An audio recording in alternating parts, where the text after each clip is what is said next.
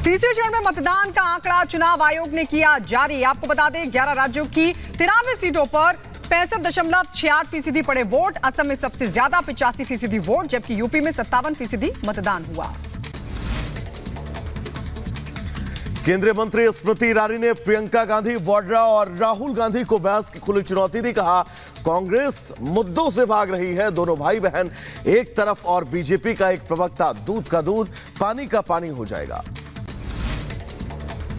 BJP की fire brand नेता नवनीत राणा ने माधवी लता के समर्थन में जनसभा को किया संबोधित। ओवैसी बंधुओं पर जमकर साधा निशाना और कहा कि 15 सेकंड में ही छोटे बड़े भाई का पता नहीं चलेगा।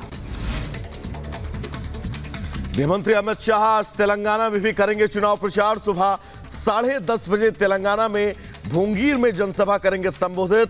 लोकसभा क्षेत्र से बीजेपी उम्मीदवार बुरा नरसैया गौड़ के समर्थन में वोट की करेंगे अपील। नस्लीय टिप्पणी को लेकर सैम पित्रोदा पर गिरी गाज। ओवरसीज कांग्रेस चेयरमैन पद से दिया इस्तीफा। कांग्रेस अध्यक्ष खड़गे ने पित्रोदा का इस्तीफा किया स्वीकार। तेलंगाना में पीएम मोदी का राहुल गांधी पर सीधा अटैक। कहा, शहजादे ने अडानी अंबानी पर साधी चुप्पी। क्या टेंपो भरकर माल पहुंचा कांग्रेस के पास? कांग्रेस बताए कितने में सौदा हुआ। बीजेपी अध्यक्ष जेपी नड्डा आज यूपी की राजधानी लखनऊ में चौथे और पांचवें चरण की तैयारियों की करेंगे समीक्षा। वहीं चित्रकूट और फतेहपुर में चुनावी जनसभा को भी करेंगे संबोधित। तो आगे बढ़ेंगे जहां पर आपको बता दें कि रांची में कैश कांड से जुड़ी बड़ी खबर है। आलमगीर के पीए संजीव लाल के दफ्तर में ईडी की रेड हुई है। 3 घंटे चली तलाशी अभियान। कैश और कागजात बरामद। 2 दिन पहले नौकर के घर से मिले थे 35 करोड़ रुपए। पाकिस्तान के कब्जे वाले कश्मीर पर विदेश मंत्री एस जयशंकर का बड़ा बयान आया सामने। कहा, पीओके पर संसद ने पास किया प्रस्ताव। वापस लेना हर राजनीतिक पार्टी की जिम्मेदारी।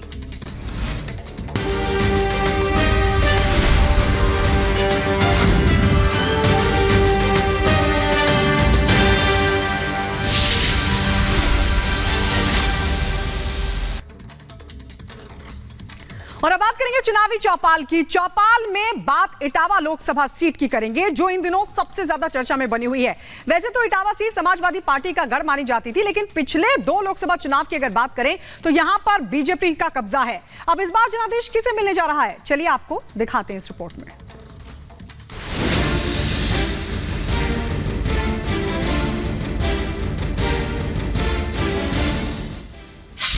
वोट मैं बीजेपी में दूंगा। सपा को जिताएंगे। मैं लग रहा है अखिलेश को जिताना है। कानून सही है, कानून सही। महंगाई ज्यादा है, बेरोजगारी है। सपा तो नौकरी है, रोजगार है, सब कुछ है। मोदी तो क्या है, कुछ भी नहीं। किस पर मन बैठ रहा है? अखिलेश भैया। वोट जो है केवल मुद्दों पर होना चाहिए। इटावा लोकसभा सीट भले ही अपनी सादगी के लिए पहचाना जाता हो, लेकिन सियासी तौर पर इसकी एक खास पहचान है। यही वो सीट है जहां से कांशीराम संसद पहुंचे तो बाद में इटावा सपा के गढ़ में तब्दील हो गया। हालांकि अभी इटावा पर बीजेपी का कब्जा है, लेकिन 24 के रण में यहां की जनता कौन सा बटन दबाने वाली है, यही जानने के लिए हम ग्राउंड जीरो पर पहुंचे। आपकी सुनवाई हो रही है? जी, पंकज यादव नाम है मेरा। वोट मैं बीजेपी में दूंगा। इस गांव में कितनी जातियां रहती हैं एक साथ? यादव, जाटव और भी हैं। यादव हैं, दलित हैं। देखिए, आपको बता दें इटावा जो है यहाँ पर दलितों की संख्या ज्यादा है, 4 लाख के करीब बताई जाती। और कौन रह गए? आइए भाई साहब, आइए। चाचा, बड़े दुखी से लग रहे हो। नहीं। नाम क्या है? राम नरेश। नरेश जी, थोड़ा मुस्कुरा तो दीजिए, देश की जनता देख रही है। वोट करने जाओगे? हाँ, क्यों नहीं करेंगे वोट। चौथे चरण में वोट पड़नी है, बहुत सारे मुद्दे इस बार। हाँ, मुद्दे तो बहुत है। महंगाई है और सुरक्षित माहौल। माल तो ठीक है। कानून व्यवस्था ठीक हुई बीजेपी राज में? कानून सही है, कानून सही। महंगाई ज्यादा है, बेरोजगारी है। और हाँ, और ये मतलब राम मंदिर पे मुद्दा वोट पड़ेगा इस बार? नहीं, राम मंदिर पे नहीं, मंदिर मस्जिद पे नहीं पड़ेगा। नहीं पड़ेगा। गुंडाई कौन करता है सबसे ज्यादा? गुंडाई तो जहाँ जिसकी चलती है वो अपनी हिसाब से करते हैं। वैसे मतलब यहाँ तो मतलब ऐसा मतलब कोई माहौल नहीं है गुंडाई का यहाँ। जाति के नाम पर वोट पड़ेगा क्या? जाति के नाम पे तो नहीं पड़ेगा। आपका नाम? सनोज यादव। यादव जी, कौन इस बार लग रहा है देश की सत्ता पर बैठेगा? सपा। देश की सत्ता पे सपा कैसे बैठ जाएगी? अखिलेश। और वो तो क्षेत्रीय पार्टी है। और को बैठे राहुल गांधी या मोदी? सर प्रधानमंत्री यहाँ कोई महत्व नहीं है, हम अखिलेश और जानते योगी को। अच्छा, तो योगी जी बेहतर लगते हैं या अखिलेश? अखिलेश यादव। ऐसा क्यों? हमें यादव है इसलिए यादव। पिछली बार किसको वोट किया था? अखिलेश को ही। 2019 में भी, पर यहाँ से बीजेपी ने जीत दर्ज की थी। वो अलग बात है, हम देते हैं, हम बता रहे। चलिए यहाँ पर देखिए, इस चौपाल में हम लोगों से लगातार बात कर रहे हैं, और आपको क्या लग रहा है इस बार 400 पार हो पाएगा बीजेपी? अरे 400 पर 200 पार नहीं होए। बहुत बड़ी बात कह रहे हैं। 200 पार नहीं होया बीजेपी। आइए, नहीं बैठिए यहाँ पे। 200 पार नहीं होया बीजेपी। और 80 सीटें? पहले तो वोट दे दो, 15 लाख की लालच में लूट दे दो, नौकरी लगे, नौकरी लगी न 15 लाख आए। अभी तक 4 लोगों से बातचीत पे इतना तो साफ था कि 24 के जंग में इटावा का चुनाव एक तरफा नहीं होने जा रहा है। लोग विकास और बेरोजगारी की बातें कर रहे थे, लेकिन वोट किसको देने जा रहे हैं वो भी पहले से तय है। का नाम? जी शिशुपाल सिंह। शिशुपाल सिंह जी, ये बताइए इस बार क्या चाह रहा है आपका गाँव? विकास चाह रहा है। विकास मतलब भाजपा या सपा? रोजगार चाह रहा है। किससे उम्मीद की जा रही है? सपा से। ये मन बना लिया है? जी। आपका नाम क्या है? राकेश कुमार। राकेश कुमार जी, बताइए आपके इस गांव में जाति के आधार पर मतदान होगा या मुद्दों के नाम पर? मुद्दों के आधार पर। मुद्दे क्या क्या है? बेरोजगारी, सबसे बड़ी बेरोजगारी है, महंगाई है, और सबसे ज्यादा जो साड़न ने जमीन चरी है, इस मुद्दे पे वोट दिए। क्या लग रहा है इस बार? इस बार सपा सरकार, ओनली सपा सरकार। ओनली सपा।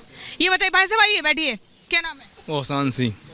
सिंह साहब, क्या मन बनाया? सपा चलेगी यहाँ, साइकिल दौड़ेगी कस के।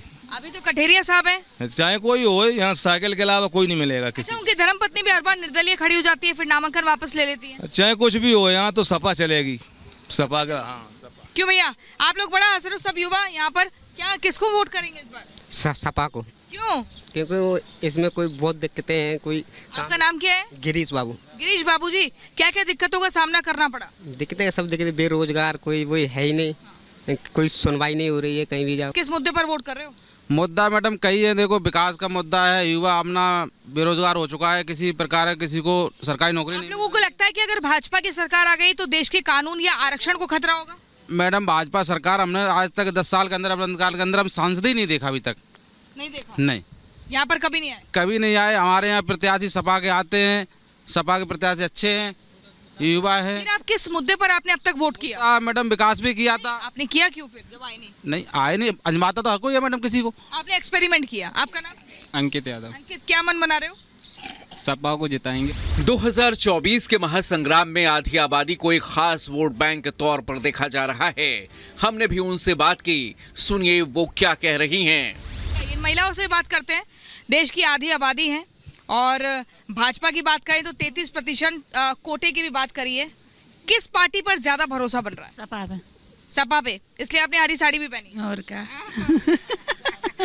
अच्छा, क्या करती है अभी? खेती बाड़ी? हाँ, खेती बाड़ी कर रहे हैं। अच्छा, देश की राजनीति में दिलचस्पी है? बिल्कुल। हाँ। सांसद जी को कभी यहाँ देखा है? ना, हमने काऊ को नहीं देखो, हम तो यही देखा थे सफाई वाले जो आते, और तो कोई नहीं आता। अच्छा, सपा वाले क्या कहते हैं आकर?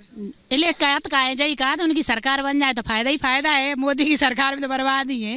अच्छा, अब भाई बताओ कि मोदी की सरकार में बर्बादी कैसे और सपा से फायदा कैसे? सपा तो नौकरी है, रोजगार है, सब कुछ है। मोदी तो क्या है, कुछ भी नहीं। मोदी तो महंगाई बढ़ाए रहो, मार रहो जनता को। मोदी कह रहे हैं हमारी मातृशक्ति को हम प्रणाम कर रहे हैं, महिलाओं को सुरक्षित माहौल देना है। के खाली नाम, कुछ नहीं है। और फिर काम के कौन है? काम के तो अखिलेश भैया।